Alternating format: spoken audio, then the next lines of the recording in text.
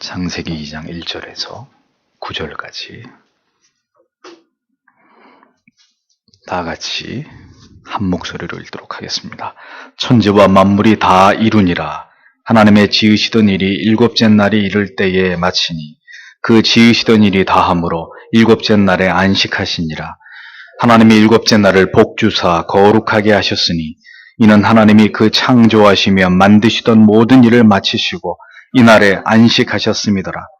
여호와 하나님이 천지를 창조하신 때에 천지에 창조된 대략이 이러하니라. 여호와 하나님이 땅에 비를 내리지 아니하셨고 경작할 사람도 없었으므로 들에는 초목이 아직 없었고 밭에는 채소가 나지 아니하였으며 안개만 땅에서 올라와 온 지면을 적셨더라. 여호와 하나님이 흙으로 사람을 지으시고 생기를 그 코에 불어넣으시니 사람이 생명이 된지라. 여호와 하나님이 동방의 에덴의 동산을 창설하시고 그 지으신 사람을 거기 두시고 여호와 하나님이 그 땅에서 보기에 아름답고 먹기에 좋은 나무가 나게 하시니 동산 가운데는 생명나무와 선악을 알게 하는 나무도 있더라. 아멘. 자리에 앉으십시오.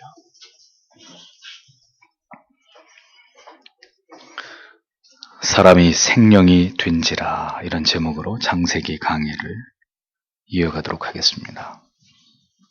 본문에는 천지 창조가 모두 완료된 직후에 하나님께서 무엇을 하셨는지에 대한 기록과 또 하나님께서 인간을 창조하시기 이전과 이후에 대략 어떤 일들을 이루셨는지에 대한 그러한 내용들, 그리고 하나님이 조성하신 에덴 동산에 대한 묘사 등을 오늘의 본문은 우리에게 보여주고 있습니다.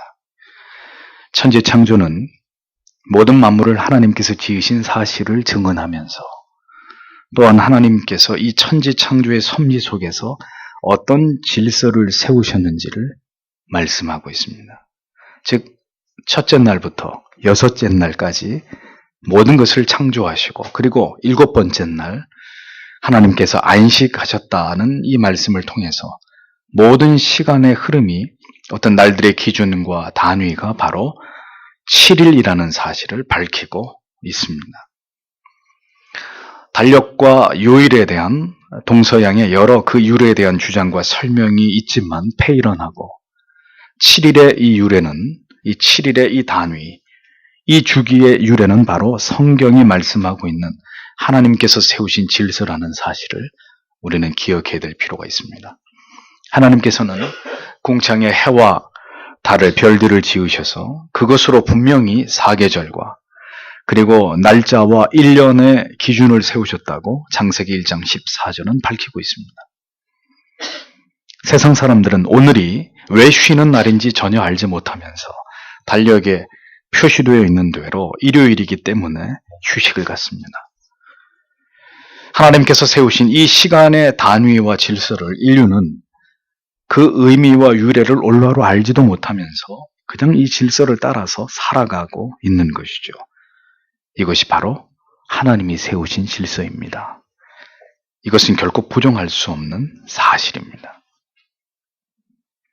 유사일의 인간은 하나님의 존재를 끊임없이 부정하고 그 존재를 지우려고 부단히 노력해왔지만 인류는 하나님께서 처음에 만드신 그 질서에서 결코 벗어나지 못한 채로 그 하나님의 섭리와 통치에 의존해서 그렇게 살아가고 있는 것입니다.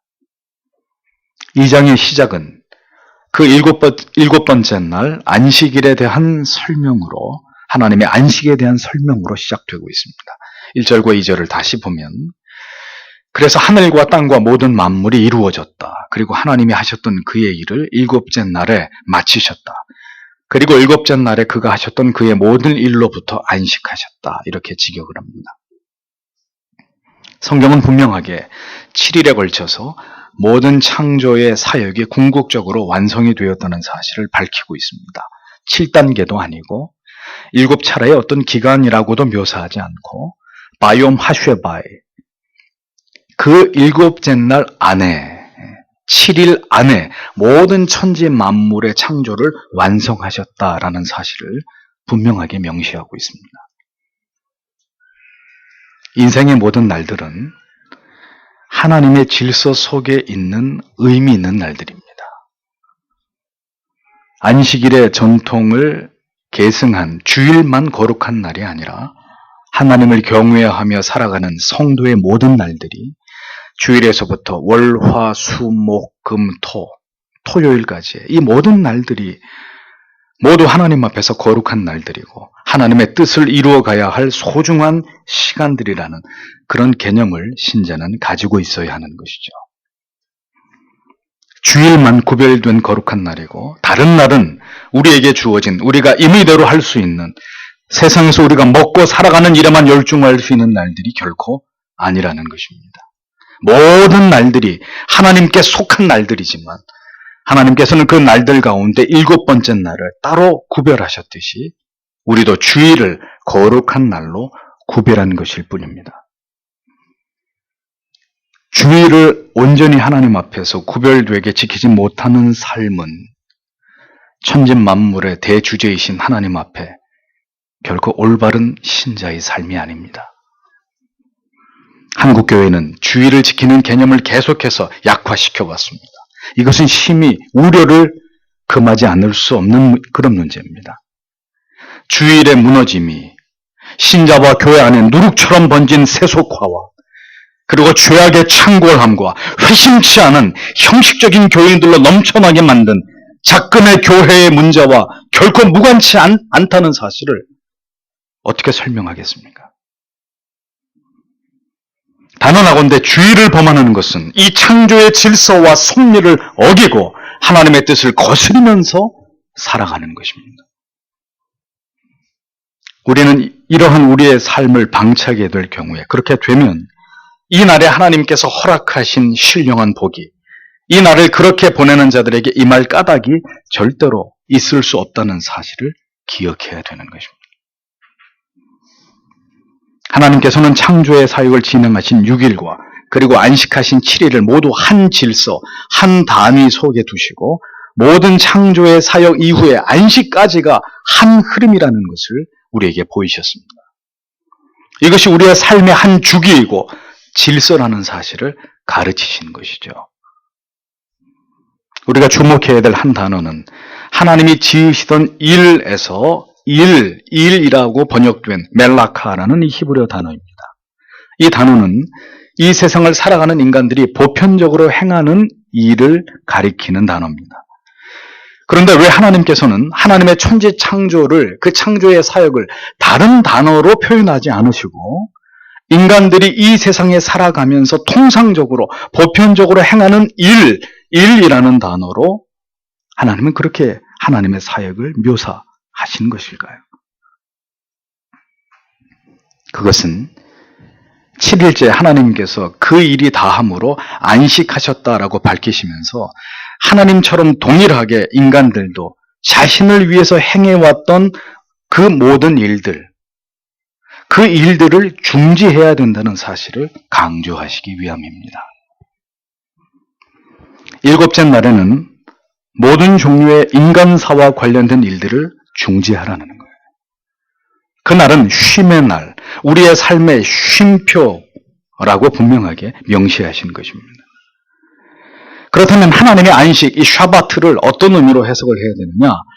하나님이 6일 동안 천지를 창조하시고 너무 피곤하셔서 하나님이 그렇게 해서 쉬셨다는 그런 의미로 해석을 해야 되느냐? 그렇지 않죠. 그것은 하나님의 속성에 위배되는 표현입니다. 여기서 안식의 의미는 어떤 지속해 오시던 활동을 중지한 것을 의미하는 것입니다. 이 의미는 따라서 어떤 지속해 오던 행위에 대한 멈춤을, 그 일을 이제 그만하는 것을 의미하는 것이지, 하나님께서 행하시는 모든 행위, 창조주로서, 전능자로서 이 세상 우주 만물을 통치하고 다스리고 계시는 하나님으로서의 그 모든 행위를 멈춰버린 것을 의미하는 것은 아니라는 것입니다. 하나님께서 행하신 그 모든 창조의 행위가 거기서 중단되었다는 뜻이죠. 만약에 하나님에 의한 모든 신적인 권능의 드러남이 중지된다면 이제 막 지어진 이 우주 만물이 어떻게 되겠습니까? 뒤죽박죽이 되겠죠. 일시에 다 중지되어 버릴 것입니다. 인간을 이 세상에 창조하시기만 하시고 그 다음부터는 전혀 그 인생에 관여하시거나 개입하시지 않는다면 우리는 하나님께 버려진 존재가 되는 것이고, 하나님께서는 전혀 이 세상의 역사를 주관하지 않으시는 방관자요 방임자가 되시는 것입니다. 그러나 하나님은 절대로 그렇게 무책임하신 신이 아니고 무능력한 분이 절대로 아니십니다. 따라서 하나님의 안식은 모든 것을 멈추고 쉬셨다는 의미가 아니라 6일간 진행해 오던 그 모든 창조의 사역을 여기서 멈추셨다는 의미로 해석되어야 된다는 것입니다. 하나님께서는 이 하나님의 자신의 어떤 이 안식의 개념을 이제 이스라엘 백성들에게 적용하셨고, 이것을 법과 규례로 세우시면서 6일 동안은 인간이 이 세상에서 진행해왔던 모든 일들을 열심히 최선을 다해서 성실하게 감당하고, 7일째는 그 모든 것들을 중지하고 하나님을 예배하면서 하나님과 깊은 영적인 교제를 나누는 의미 있는 날로, 구별된 날로 지킬 것을 명령하신 것입니다. 안식일은 신약시대에 이르러 그리스도께서 죽으시고 부활하신 이후에 주님의 날로, 주일로 대체되었습니다. 따라서 우리는 지금 안식일을 지키고 있는 것이 아니며, 따라서 안식일을 범함에 따른 어떤 형벌을 우리가 받는 것도 전혀 아닙니다. 그러나 주일은 안식일을 정하신 그 하나님의 섭리와 뜻에 따라서 지켜져야 되는 것이고, 그 안식일의 정신을 계승해서 영혼의 참된 안식을 얻는 하나님께로 나아가는 예배에 모든 것을 집중함으로 참된 영혼의 평안과 기쁨과 소망과 안식을 얻는 날이 되도록 해야 하는 것은 더 말할 이유가 없는 참된 신자의 분명한 지표가 되는 것입니다. 3절을 이어서 보겠습니다. 그리고 하나님이 그 7번째 날을 축복하시고 거룩하게 하셨다. 왜냐하면 그날에 하나님이 창조하시며 만드시던 그의 모든 일로부터 안식하셨기 때문이다. 이렇게 직역이 됩니다. 보십시오. 안식일을 하나님께서는 축복하셨습니다. 그리고 거룩하게 하셨습니다. 하나님께서 나를 축복하셨다는 이런 개념은 성경에 흔하게 발견되는 그런 표현이 아닙니다. 사람과 동물에 대한 어떤 생육과 번성의 축복과 달리 하나님께서 특정한 나를 축복하셨다는 의미를 우리는 어떻게 받아들여야 될까요? 이 7째 날에 대한 하나님의 축복은 안식일을 지키는 규례에 순종하는 하나님의 백성들을 향한 축복으로 이어지는 개념이라는 것입니다. 또한 거룩하게 하셨다는 의미는 분리시키셨다는 의미입니다. 즉 세속과 분리시키고 하나님을 알지 못하는 자들과 분리시키시고 이 세상에서 쾌락과 향락을 즐기는 날들로부터, 돈을 버는 날들로부터, 인간의 자기 유익을 위한 모든 일들로부터 분리시키셨다는 개념입니다. 그러므로 안식은 복된 것이고, 그리고 우리가 누구인지를 깨닫기 위한 목적과 의미로 해석되어야 한다는 것입니다. 하나님께서 안식하신 이 날을 복되게 하시고 거룩하게 하시는 것은 하나님의 뜻과 영광을 위해서이고, 그것이 궁극적으로 하나님의 뜻이긴 하지만 그 다음에 사람을 위한 하나님의 은총이라는 차원에서도 역시 이것을 우리가 생각해 볼 필요가 있습니다. 하나님께서는 하나님 자신을 축복하시거나 하나님을 스스로 거룩해 하게 하실 아무런 이유가 없는 분이십니다. 이후 하나님께서 정하신 안식일을 지키는 자들을 위해서 하나님께서는 그 날을 지키는 자들에게 복을 주시고, 또한 그 날을 세속의 다른 날들과 구별해서 하나님을 예배하는 거룩한 날로 지킬 것을 바라심으로 하나님께서는 7째 날에 대해서 축복하심과 거룩해 하심을 부여하신 것을 성경은 우리에게 보여주는 것입니다. 성도에게 주일은 어떤 날이어야 합니까? 주일은 하나님을 예배하는 날입니다. 이 일은 가치나 우선순위에 있어서 언제나 항상 모든 일의 첫 번째가, 가장 최우선순위가 되어야 하는 일입니다. 신자는 주일을 성수하는 일을 하나님 앞에서 자신의 신앙의 고백으로 여기고 하나님을 예배하는 존재의 이유와 목적이라고 하는 분명하고 올바른 의식을 가져야 합니다. 모든 세상의 일들을 중지하고 이 가치에 집중하고 이 일에 성공하기 위해서, 이 일을 하나님께 기쁘시게 하기 위해서 하나님을 경외하고 사랑하는 마음으로, 그리고 무엇보다 자원하는 기쁨으로 주일을 맞이하면서 예배 가운데로 나아와야 하는 것입니다.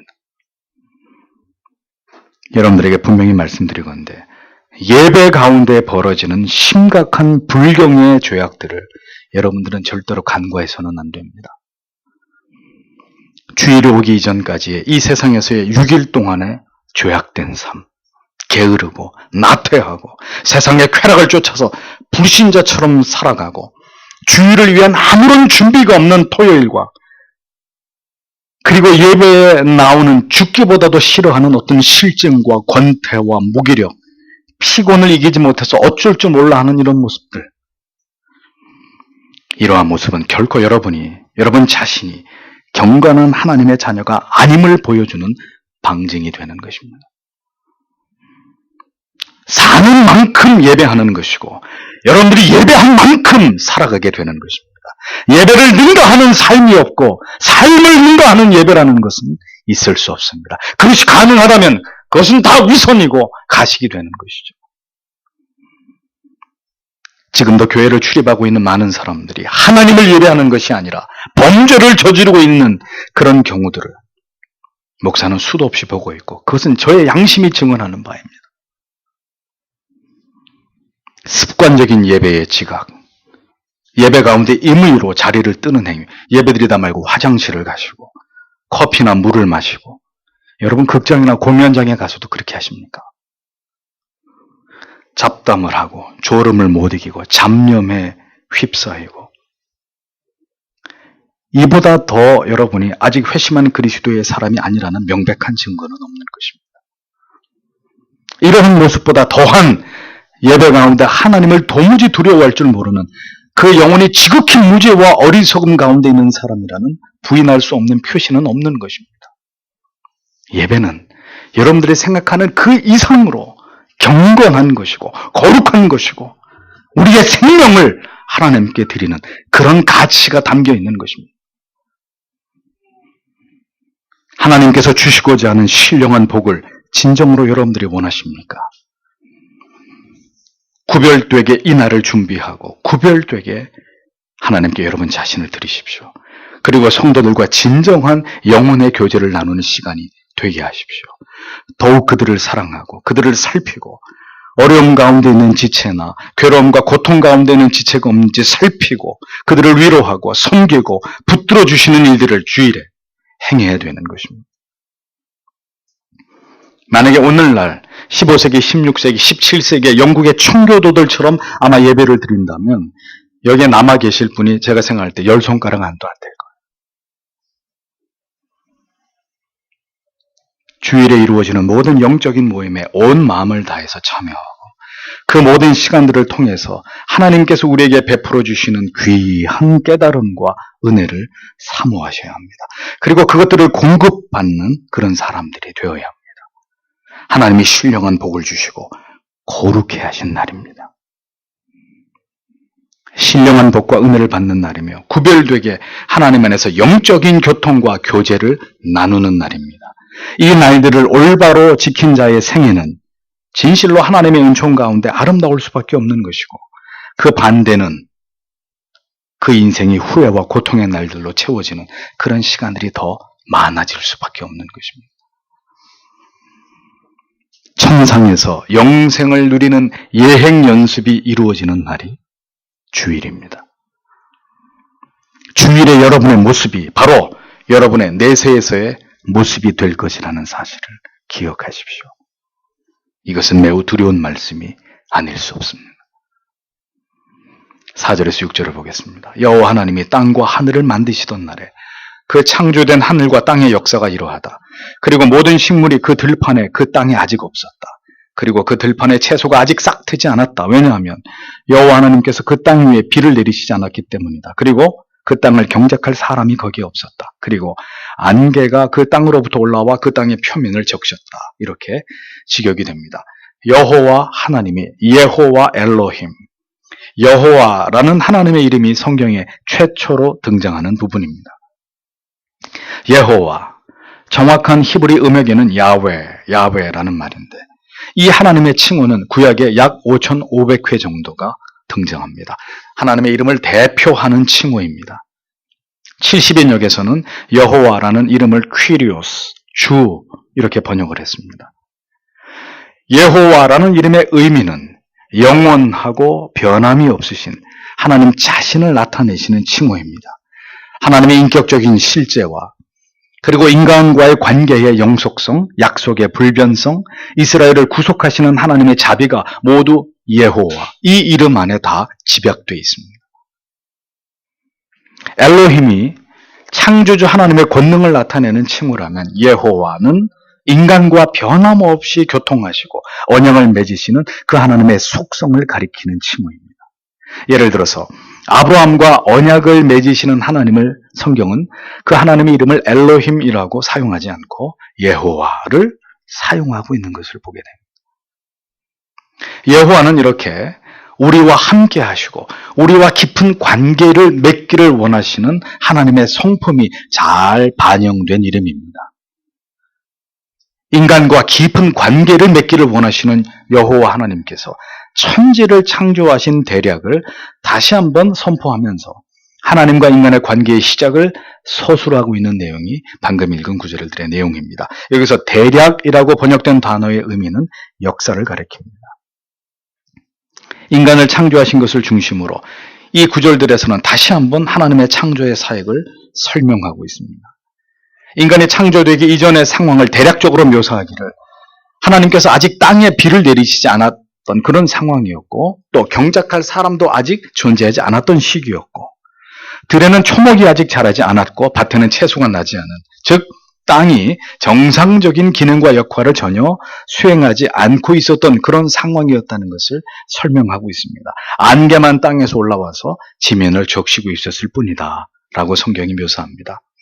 이런 상황에서 하나님께서는 셋째 날 땅에서 자라는 모든 초목과 채소를 단번에 창조해내신 사실을 1장에서는 보여주고 있는 것이죠. 이 말씀은 하나님께서 지으신 것들이 서서히 오랜 시간을 거쳐서 형성된 것이 아니라 하나님이 말씀하시자, 말씀이 발하자 즉시 순식간에 모든 것들이 창조되어졌다는 사실을 뒷받침하는 근거가 되는 것입니다. 그래서 유실론적 진화론은 성경의 입장이 아니다라는 거죠. 7절을 보면 그리고 여호와 하나님이 그 땅으로부터 취한 흙으로 사람을 만드시고 그의 코에 생명의 호흡을 불어넣으셨다. 그러므로 그 사람이 살아있는 존재가 되었다. 이렇게 번역이 됩니다. 자, 여기서 사람을 지으시고라고 번역된 히브리어 와이체르라는 동사의 의미는 장인이 뛰어난 기술과 어떤 그 장인으로서의 권위를 가지고 어떤 작품을 만드는 행위를 의미합니다. 히브리 말에 이 와이체라라는 단어, 그냥 아무렇게나 짓는 게 아니라 아주 뛰어난 기술을 가지고 있는 장인이 정성을 다해서 어떤 작품을 만드는 행위를 가리킵니다. 또 불어넣으시고라는 표현은 얼굴과 얼굴을 이렇게 마주대고 친근하게 입을 맞추는 아주 가까운 사이에서 일어난 어떤 동작을 가리킵니다. 엄마나 아빠가 아기의 볼에 이렇게 키스를 하는 아기에게 이렇게 입을 맞추면서 그 어떤 사랑을 표현하기 위해서 그렇게 어떤 애정스러운 어떤 그 행위를 보여주듯이 그런 친밀함을 의미하는 자세를 의미합니다. 우리를 지으시고 그리고 우리에게 생기를 불어넣으시고 이 두 동사 속에 담겨진 하나님의 인간을 향한 특별한 사랑을 우리는 느낄 수 있는 것입니다. 수면 위에 운행하시다. 원문의 이 의미 지난번에 설명드렸죠. 어미가 그 날개로 새끼를 이렇게 감싸 안는 듯한 그런 의미라 그랬습니다. 그리고 운행하시다. 수면에 운행하시다. 역시 얼굴과 얼굴을 가까이 대고 이렇게 그 친밀함을 느끼는 이런 어떤 의미들이 이러한 단어들 히브리의 원문 속에 담겨져 있다는 설명을 드린 바 있습니다. 하나님이 그렇게 이 땅을 그리고 우리를 친밀하고 사랑스럽게 여기셨다는 사실을 우리는 기억해야 합니다. 다른 모든 피조물들은 말씀으로 지으셨지만 인간은 하나님께서 흙이라는 재료를 통해서 정성을 다해서 지으시고 그리고 각별히 친밀하게 여기시는 애정을 담아서 생명을 그 코에다가 불어넣었다. 엄마 아빠가 아기의 얼굴에 뺨을 부비듯이 그런 친밀함으로 그 사람에게 생기를 불어넣으셨다라는 겁니다.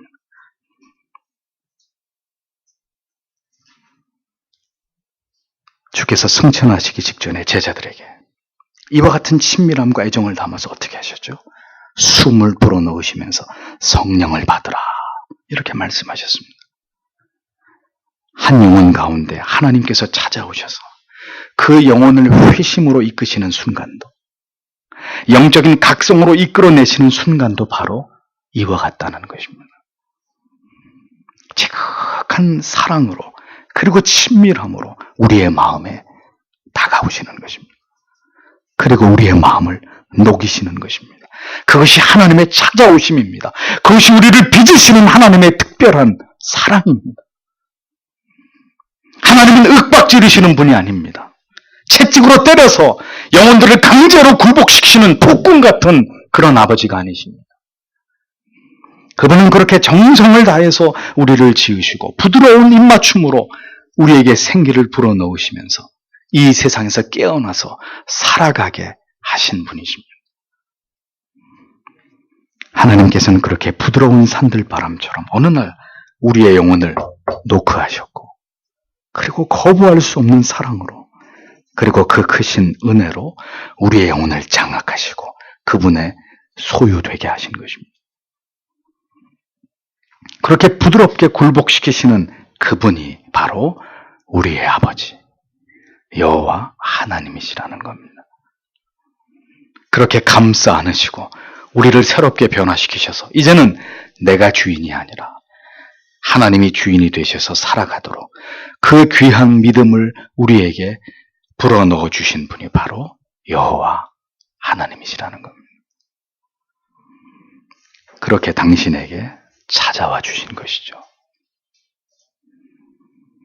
그렇게 우리를 숭고하게, 존귀하게, 어떤 피조물과도 다르게 차별해서 하나님이 그렇게 우리를 창조해 주셨고 그리고 우리를 그렇게 부드럽게 하나님께로 불러주셨고 우리에게 새로운 삶을, 새로운 생명을 우리에게 부여해 주신 분이 바로 우리의 아버지 하나님이시라는 겁니다. 보배롭고 존귀하게 우리를 창조해 주신 그 하나님을 우리가 올바로 아는 것이 왜 중요합니까? 그것은 우리가 어떤 존재인지를 올바로 깨닫고 우리 자신의 존재의 가치와 그리고 하나님이 그렇게 사랑하는 것이 나뿐만이 아닌 다른 지체들도 하나님이 그렇게 사랑하셨다는 하나님의 모든 사랑하는 자녀들에 대한 가치를 새롭게 깨닫고 그것에 대해서 눈뜨게 해주시는 하나님의 섭리가 담겨있기 때문입니다. 오늘 우리의 삶이 우리를 너무나 힘들게 하고 세상에서 신자로 살아가는 우리의 삶이 수고와 슬픔뿐일지라도 이거 한 가지만은 우리는 기억해야 됩니다. 갓난아기의 탄생을 바라보는 부모의 마음처럼 우리를, 저와 여러분을, 우리를 지으실 때 하나님의 마음이 그러하셨다는 것입니다. 그렇게 기뻐하셨고 우리 한 사람 한 사람을 그렇게 소중하게 여기셨던 그런 하나님이셨다는 겁니다. 지금도 그렇게 우리를 바라보고 계시는 분이 우리의 아버지시라는 거죠. 아담을 지으실 때처럼 그렇게 우리 한 사람 한 사람을 정성을 다해 빚으셨고 우리 모두에게 생명을 불어넣어 주신 자상하신 인자하신 아버지가 바로 우리의 하나님이십니다. 우리는 그렇게 하나님께 보배로운 존재들이라는 거예요. 그러하기에 우리는 하나님을 배반하였어도 아담과 하와는 선악을 알게 하는 나무를 따먹고 결국은 에덴에서 추방이 되는 벌을 받게 되는 신세가 되었어도 하나님 아버지께서는 그들을 위해서 짐승을 희생시켜서 가죽옷을 지어 입히셨던 아버지였습니다. 죄악된 인생을 위해서 자신의 아들을 가죽을 벗겨서 십자가에 달아 제물로 삼으셨던 아버지셨습니다. 그것이 인간을 향한 일관된 아버지의 사랑인 것입니다. 죄인들을 향해서 변치 않으시는 아버지의 마음인 것입니다. 왜 우리는 우리 자신에 대해서 그토록 미워하는 것일까요? 왜 우리는 우리 자신에 대해서 만족스러워하지 못하는 것일까요? 왜 우리는 우리의 인생을, 우리의 삶을 비관하고 낭망하면서 하나님을 원망하면서 살아가려고 하는 것일까요?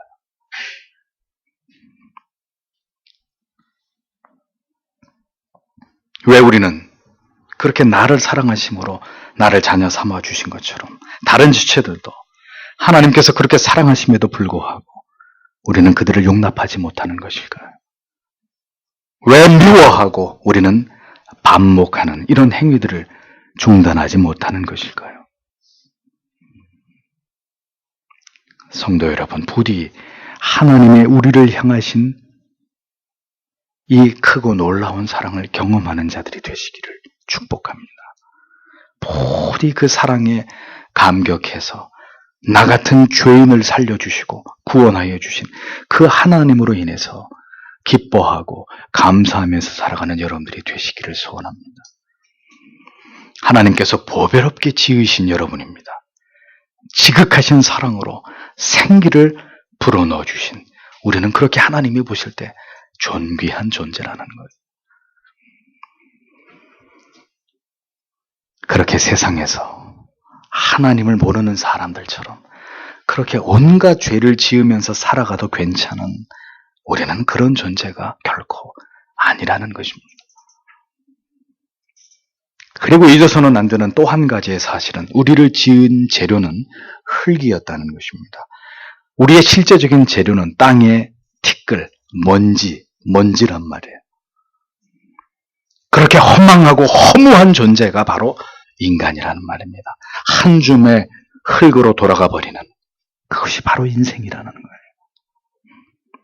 코끝에서 호흡이 떠나가는 순간 순식간에 악취를 풍기면서 부패하기 시작하는 그런 추로한 존재가 바로 인간입니다.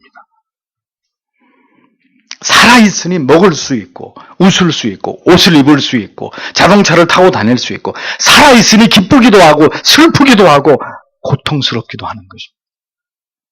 죽으면 인간은 모두 다시 흙으로 돌아가 버리는 존재에 지나지 않습니다. 호흡을 주시니까 그 코끝에서 호흡을 거두어 가시면 인간은 그렇게 허망하게 하루아침에 소멸되고 마는 그런 존재들입니다. 그래서 오늘도 저 예수 밖에서 살아가는 인생들은 그러하게 아무런 의미가 없는 것입니다. 아무런 소망도, 아무런 기쁨도, 그 어떤 감격도 그들에게는 존재할 수 없는 것입니다. 그냥 그렇게 살다가 흙으로 다시 돌아가 버리는 지극히 허무한 존재가 인간일 뿐인 거죠. 우리에게 생명을 주신 하나님께서 언제 우리의 생명을 거두어 가실지 우리는 결코 알 수 없습니다. 생명을 다루심은 하나님의 주권입니다. 누구도 그 하나님의 소환을 거부할 수 없고 연기할 수 없는 것입니다. 한 줌의 흙으로 돌아가 버릴 인생이지만 주 예수 그리스도를 구주로 믿어서 하나님의 자녀가 된 자에겐 영생이 기다리고 있는 것입니다. 한 줌의 먼지가 되는 것이 아니라 영원한 천국에서 영원히 주와 함께 영생을 누리게 되는 것입니다. 또한 복음을 끝까지 거부한 하나님의 은총에서 유기된 자 역시 또 마찬가지로 한 줌의 흙이 되어 돌아가 버리고 그것으로 끝나는 것이 아니라 다시 심판의 부활을 통해서 영원토록 지옥에서 형벌에 처하게 되는 고통을 당하게 되는 것입니다.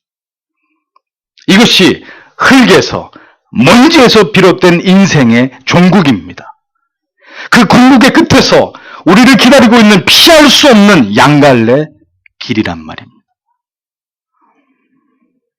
시편 103편 13절에서 18절은 이렇게 기록하고 있습니다. 아비가 자식을 불쌍히 여김같이 여호와께서 자기를 경외하는 자를 불쌍히 여기시나니 이는 저가 우리의 체질을 아시며 우리가 진토임을 기억하심이로다. 인생은 그날이 풀과 같으며 그 영화가 들의 꽃과 같도다. 그것은 바람이 지나면 없어지나니 그것이 다시 알지 못하거니와 여호와의 인자하심은 자기를 경외하는 자에게 영원부터 영원까지 이르며 그의 의는 자손의 자손에게 미치리니 곧 그 언약을 지키고 그 법도를 기억하여 행하는 자에게로다 라고 기록하고 있습니다.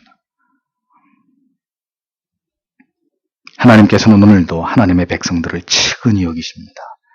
아비가 아들을 불쌍히 여기는 것처럼 이 세상을 살아가야 될 나의 또 하나의 분신으로서 부모가 그 자녀를 염려하고 그 자녀에 대해서 노심초사하는 것처럼 하나님께서는 먼지에 불과한 인생들이 이 세상에서 모든 삶을 살다가 죽음에 이르게 되는 그 모든 일들에 대해서 측은지심을 가지고 계신 분입니다.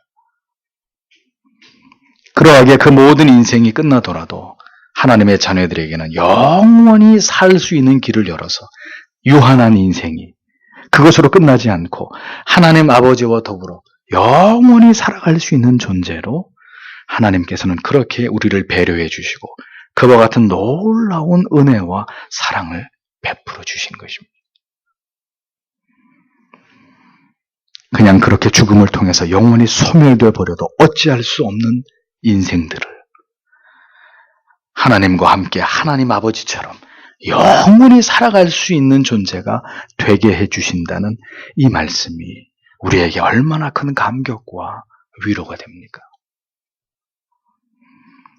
천국에서 영원히 영생을 누릴 존재로서의 우리들입니다. 이 진리 앞에서, 이 소망 앞에서 무엇이 우리를 더 어렵게 하고 무엇이 우리를 더 힘들게 할 수 있다는 말입니까? 우리를 절망하게 하고 우리를 포기하게 할 수 있다는 것입니까? 8절을 보십시오. 그리고 여호와 하나님이 동방의 에덴에 동산을 심으셨다. 그리고 그가 만드신 그 사람을 거기에 두셨다라고 적고 있습니다. 원문에는 여호와 하나님께서 에덴 동산을 심으셨다. 나타라는 동사를 사용합니다. 이것은 나무를 심다, 포도원을 가꾸다 이런 뜻이에요. 네, 창설했다. 한글 성경은 그렇게 기록되는데 심다, 가꾸다 이런 의미입니다. 여러분 나무를 심거나 포도원을 가꾸는 일 쉬운 일인가요? 농사를 지어보신 분은 아시겠습니다. 보통 수고와 노력이 필요한 일이 아닙니다.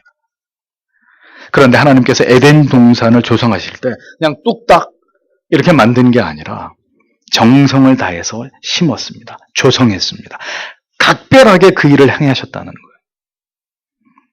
그러니까 성경이 왜 지금 이런 단어들을 쓰면서 이 지구를 만들었고 인간을 만들었고 에덴 동산을 만들었는지를 잘 보셔야 되는 거예요.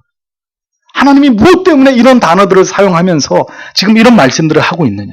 정성껏 정원사가 나무를 심어서 가꾸듯이 정원을 이쁘게 가꾸려고 정성을 다하듯이 농부가 소담한 포도 열매를 기대하면서 힘써 포도원을 돌보듯이 하나님이 그런 애정을 가지고 에덴 동산을 지으셨다라고 성경이 밝히고 있는 것입니다. 사람을 지으시고 생기를 불어넣으실 때도 그리고 그들이 살아갈 에덴 동산을 지으실 때도 하나님의 마음은 각별함 그 자체였습니다. 하나님이 얼마나 사람을 사랑하시고 그 존재를 기뻐하셨고 그들을 배려하려고 하셨는지를 알 수 있는 대목이죠. 우리는 이러한 하나님의 각별하신 사랑과 배려 속에서 살아가는 자녀들입니다. 물론 여러분은 지금의 당면한 어떤 현실과 상황 때문에 이 말씀을 거부할 수도 있을 것입니다.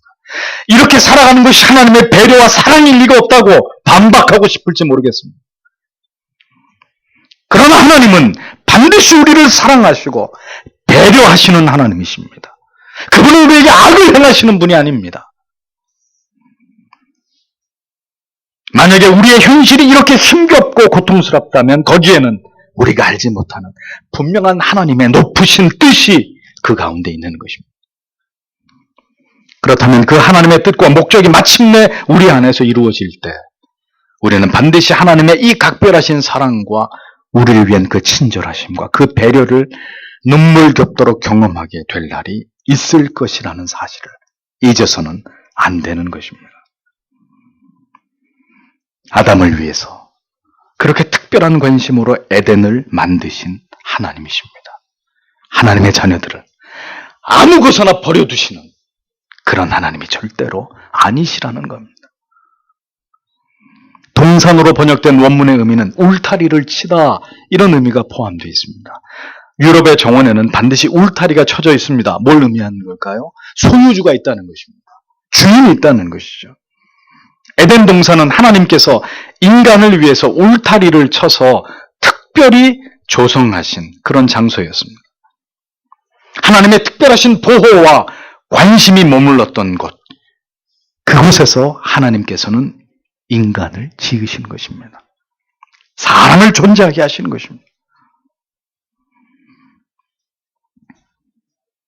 하나님께서 이렇게 사랑으로 울타리를 치시고 양들을 보호하고자 하시지만 어리석은 양들은 기어이 울타리를 벗어나서 제 길로 가려고 하는 존재들입니다.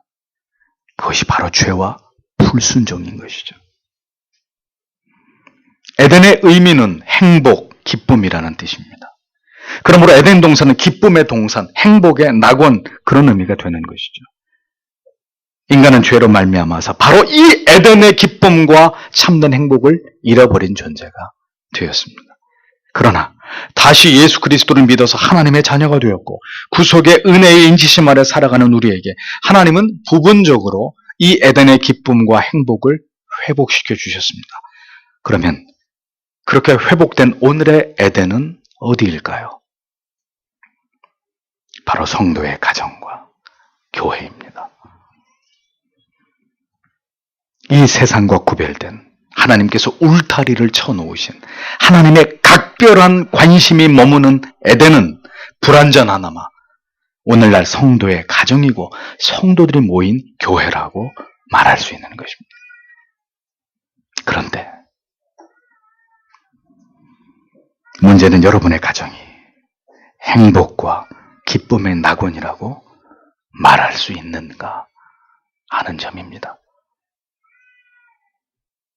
하나님의 사랑과 은혜의 통치가 있고 서로 사랑하고 섬기고 위로하고 용기를 북돋아주는 그 에덴의 모습이 나타나고 있는 곳인가 하는 점입니다. 하나님의 사랑과 법과 통치 아래 있을 때 에덴은 기쁨과 행복의 낙원이었습니다. 그러나 범죄한 인간에게는 더 이상 에덴의 기쁨은 그들의 것이 될 수 없었습니다. 같은 원리가 우리에게 그대로 적용되는 것입니다. 부부가, 남편과 아내가, 부모와 그 자녀가 하나님의 사랑 안에 거하지 않고 하나님의 통치 아래 있지 않을 때 성도의 가정은 낙원이 아니라 지옥을 방불하는 고통스러운 장소가 될 수밖에 없는 것입니다. 십자가의 구속의 은혜와 그 사랑이 지배하는 곳으로서의 가정이 아닐 때, 참된 신자로서의 남편과 아내가 아니고 부모와 자녀가 아니고 시어머니와 며느리의 관계가 아닐 때 그것은 지옥이 되는 것입니다. 회심을 경험한 성도들이, 참된 신자들이 회합함으로써 그렇게 해서 세워지는 교회가 아니라 회심치 않은 자들이 지극히 인본주의적이고 세속적인 그런 어떤 이유 때문에 모여진 그런 모임으로서의 공동체를 이룰 때 교회는 에덴이 아니라 진정한 그리스도의 사랑과 영적인 희락이 있는 낙원이 아니라 사탄의 놀이터로 전락하게 되는 것입니다. 하나님께서는 정성을 다해서 빚으시고 지극한 친밀함과 애정으로 생기를 불어넣어서 그렇게 지으신 인간을 하나님은 각별한 사랑으로 또다시 하나님이 조성하신 행복의 낙원 안에 두시고 살아가게 하셨습니다. 하나님은 그렇게 성도를 바라보시고 성도의 가정과 교회를 바라보시고 그렇게 기쁨과 행복 속에서 하나님을 경배하기를 바라시는데 오늘 우리의 가정과 우리의 교회는 이 하나님의 뜻에 부합하고 있는지를 우리는 생각해 봐야 되는 것입니다. 에덴은 축복의 낙원이었습니다. 참된 행복과 기쁨의 동산이었습니다. 사람이 하나님을 예배하던 최초의 성전이었습니다. 그런데 그 축복의 장소를 잃어버린 것입니다. 인간의 죄 때문입니다. 여러분의 가정의 갈등과 깨어짐의 원인은 누구 때문입니까? 무엇 때문입니까? 바로 여러분의 죄 때문입니다. 누구 때문이라고 서로 원망하지 마십시오. 비방하지 마십시오. 당신의 죄가 당신의 가정을 지옥으로 만드는 것이고, 우리의 죄가 그리스도의 몸이신 교회를 사탄의 놀이터로 만들 수 있다는 사실을 우리는 잊지 말아야 합니다. 우리가 하나님께 엎드려 우리의 죄를 자복하고 하나님의 통치하심에 순종하면서 다시 하나님의 뜻에 순종할 때 잃어버린 에덴 동산은 영원히 다시 회복될 수 없지만 예수 안에서 우리가 참된 평안과 기쁨과 사랑을 맛보듯이 우리의 가정과 교회는 다시 하나님의 사랑과 기쁨과 위로로 충만한 것이 될 수 있는 것이죠. 에덴을 잃어버린 여러분, 우리 예수 안에서, 이제는 예수 안에서 그 사랑과 긍휼과 자비하심 아래서 그 에덴에서 우리의 조상들이 맛보았던 그 기쁨과 평강과 희락을 다시 회복할 수 있게 되기를 바랍니다. 마지막 구절을 보겠습니다. 그리고 여호와 하나님이 그 땅에서 보기에 즐겁고 먹기에 좋은 나무를 자라게 하셨다. 그리고 그 동산 중앙에 생명나무와 선과 악의 지식의 나무가 있었다. 이렇게 기록되어 있습니다. 하나님께서는 에덴 동산 안에 최고의 열매를 맺는 과목들을 모두 모아두셨습니다. 인류의 최초의 식량은 채식이었습니다. 육식이 아니었습니다. 우리에게 모든 좋은 것들을 허락하셨어요. 에덴 동산에다가 가장 좋은 나무들, 가장 좋은 유실수만 다 모아두셨어요. 모든 좋은 것들을 허락하셨습니다. 하지만 전부는 아니었습니다. 하나님께서는 동산 중앙에 생명의 나무와 선악을 알게 하는 나무를 두셨습니다. 많은 아름다운 향기 나는 맛있는 그런 유실수 틈 사이에 생명나무와 선악을 알게 하는 나무를 두셨다. 인간은 두 나무 가운데 먹을 수 있는 나무와 결코 먹어서는 안 되는 나무를 알고 있었습니다. 에덴의 풍성함과 하나님께서 주신 생명을 영원히 누릴 수 있는 생명나무는 따먹을 수 있었어. 그건 따먹을 수 있는 나무였습니다. 하지만 선악을 알게 하는 또 하나의 나무의 열매는 인간의 의지 속에서 영원히 따먹어서는 안 되는 하나님이 금하신 금단의 열매였습니다. 하나님께서는 모든 좋은 열매 맺는 나무 틈 사이에 영원한 생명을 지속하게 하는 생명의 나무와 그리고 죽음에 이르게 하는 선악을 알게 하는 나무를 함께 두신 것입니다. 이것은 진리가 가지고 있는 양면성, 그리고 그 진리에 대해서 인간이 어떤 선택을 내릴 것인지에 대한 자유의지와 관련되어서 매우 중요한 진리를 우리에게 보여주고 있는 말씀입니다. 인간은 생명나무를 비롯한 모든 실과의 열매만을 영원히 먹을 수 있었습니다. 그러나 인간은 그것을 선택하지 않고 선악을 알게 하는 나무를 선택했고 그것을 따먹는 언약의 파기와 죄악을 발생시키는 결과를 저질렀습니다. 인간은 그렇게 자유의지로 스스로 죄악을 선택해버린 것입니다. 성경은 분명히 오늘 우리에게 무엇이 의고 불의인지를 말씀하십니다. 무엇이 선이고 악인지 우리에게 분명하게 설명합니다. 어떤 삶이 신자의 삶이고 어떤 삶이 불신자의 삶인지를 설명합니다. 그리고 궁극의 끝이 영생이 있고 영벌이 있다는 것을 말씀합니다. 어떤 자가 천국에 들어가고 어떤 자는 영원히 꺼지지 않는 지옥불에 던져지는지를 말씀하고 있습니다. 기억하십시오. 하나님께서는 우리에게 주신 의지에 반해서 우리의 인생길을 강제적으로 이끌어 가시는 분이 절대로 아니십니다.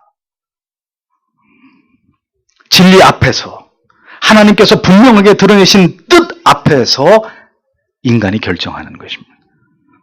하나님이 기뻐하시는 의와 선을 행할 것인지 악을 행함으로 죄를 지을 것인지 하나님 앞에 내가 그래서 범죄할 것인지 하나님은 우리의 의지를 마비시키신 채로 하나님의 마음대로 우리를 꼭두각시처럼 조종하고 움직이는 그런 분이 아니십니다. 많은 열매들 중에 생명의 열매도 선악을 알게 하는 열매도 두심으로 인간이 하나님의 계명에 순종할지의 그 여부에 대해서 하나님이 우리를 시험하시는 거예요. 그러나 인간은 사탄의 유혹에 넘어져서 하나님께서 분명히 금하신 금단의 열매를 따먹음으로 하나님의 언약을 파기한 주범이 됐습니다. 그것은 분명코 하나님의 뜻이나 계획이 아니고 하나님이 그렇게 하게 하신 일도 아닙니다. 그런 죄악된 일은 인간의 선택이었고 인간의 의지의 결과물이었습니다. 우리의 평생의 삶도 이 생명나무와 선악을 알게 하는 나무 사이에서 살아가는 것입니다. 무엇이 의고 불의인지 우리는 진리를 통해서 깨닫고 배웁니다. 무엇이 선이고 무엇이 죄악인지 선명하게 우리는 깨달아갑니다. 수많은 선택의 상황에서 우리는 우리의 의지로 구원을 결정하는 것이 아니라 우리의 영생을 결정하는 것이 아닙니다. 우리가 하나님께서 기뻐하시는 선을 행할지 하나님이 분명히 미워하시고 분노하시는 악을 선택할지 이 문제는 누가 대신하는 것이 아니라 날마다의 삶에서 우리 자신이 선택하는 문제라는 거예요.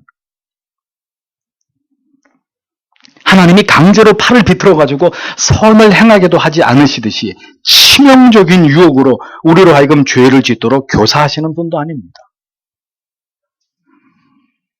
우리에게 분명한 하나님의 뜻이 우리는 성경을 통해서 선명하게 계시되어 있는 것을 보지 않습니까? 그러니 그 뜻을 행하든 그 뜻을 거스리든 그것은 우리의 결정에 의한 것이라는 거예요. 다만 그 결과에 대해서 이제 우리는 하나님의 어떤 처분과 상벌이 있는지를 올바로 인식할 필요가 있고 또한 회개와 돌이키게 하시는 은혜의 어떤 붙드심과 또 끝까지 불순종하고 배도하는 자에게는 그 죄를 계속 허용하시는 하나님의 속성이 있다는 사실을 깨달아야 되는 것이죠.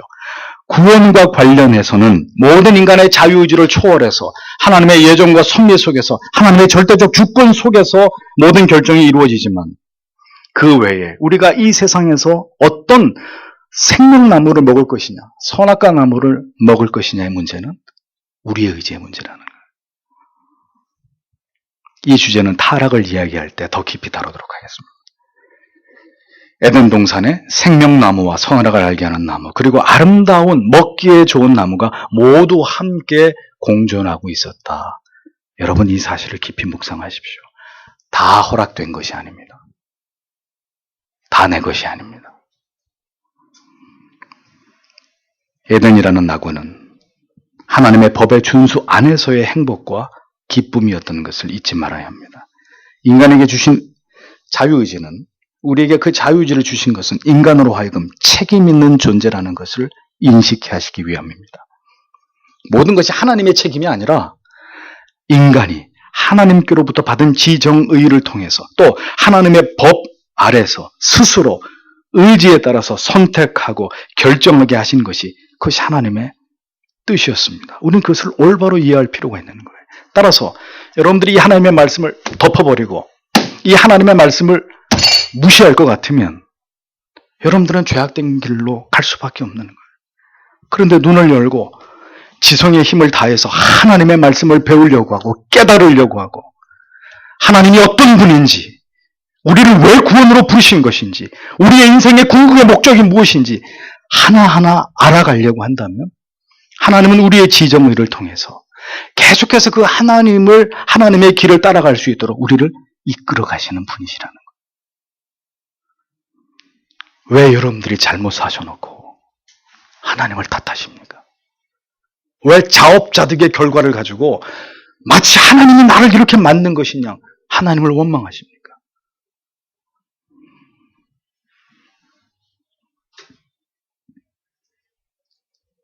생명나무는 순종을 전제로 인간의 생명을 영속시키고 생명의 근원이 오직 하나님께만 있음을 끊임없이 인식시켜주는 나무였습니다. 그러니까 그 열매를 따먹을 때마다 하나님과 그 언약을 기억하고 우리는 이 언약을 지키면 영원히 산다. 그것을 인간은 각성하고 기억하면서 살았을 것입니다. 하나님 그런 의도로 생명나무를 주셨어요. 선악을 알게 하는 나무는 인간이 신의 일방적 보호를 받는 애완동물 같은 존재로서가 아니라 자유의지를 소유한 인격적인 존재로 하나님이 주신 도덕적 본성을 따라서 자발적으로 하나님의 법을 어기지 않고 하나님께 순종할 수 있는 기회를 제공해 주는 목적으로 하나님이 만들었던 나무였습니다. 그런데 인간은 하나님께 순종하기보다는 하나님의 법을 어기는 불순종의 죄를 범했다는 것입니다.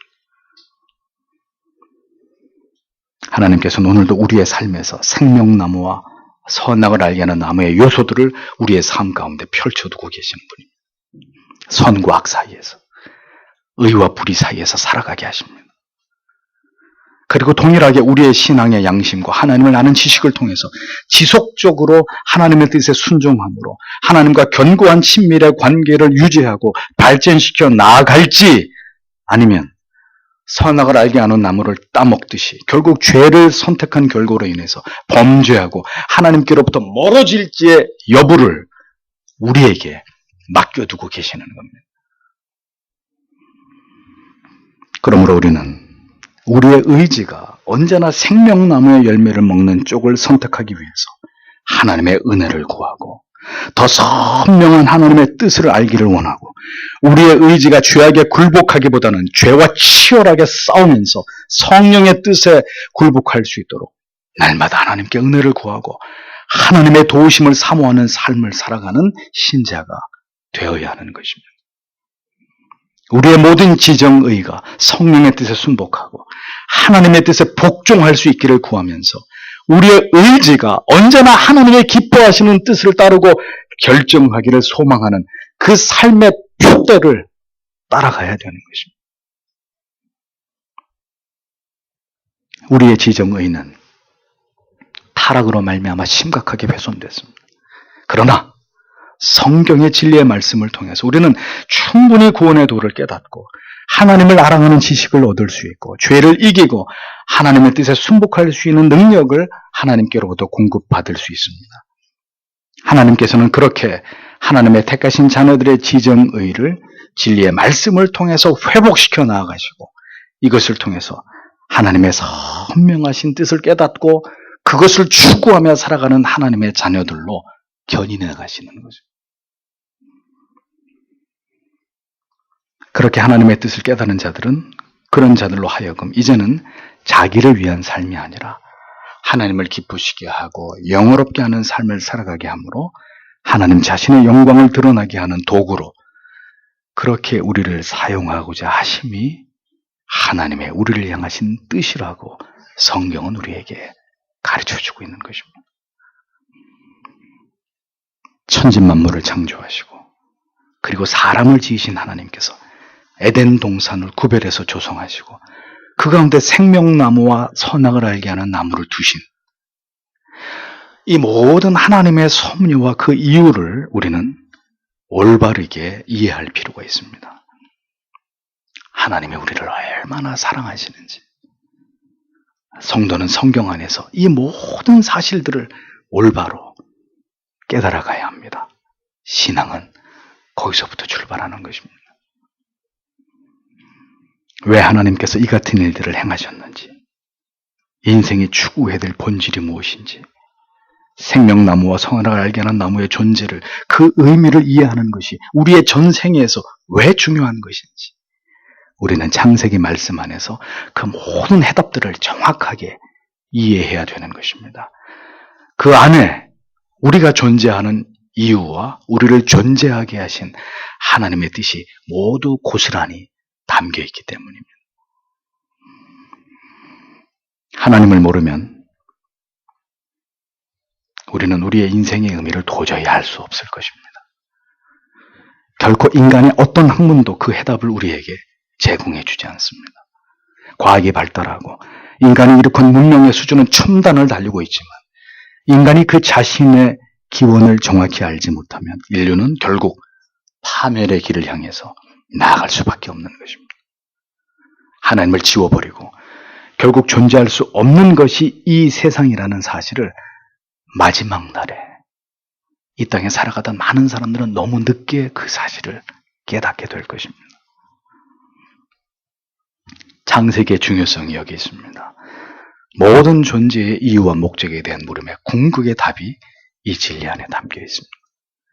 하나님이 계시고 그리고 이 세상과 인간이 존재하게 되었다는 이 참된 진리 위에 저는 여러분들의 모든 영혼의 닻을 내릴 수 있게 되기를 간절히 소망합니다.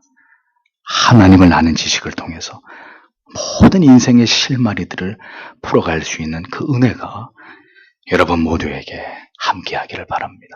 기도하겠습니다.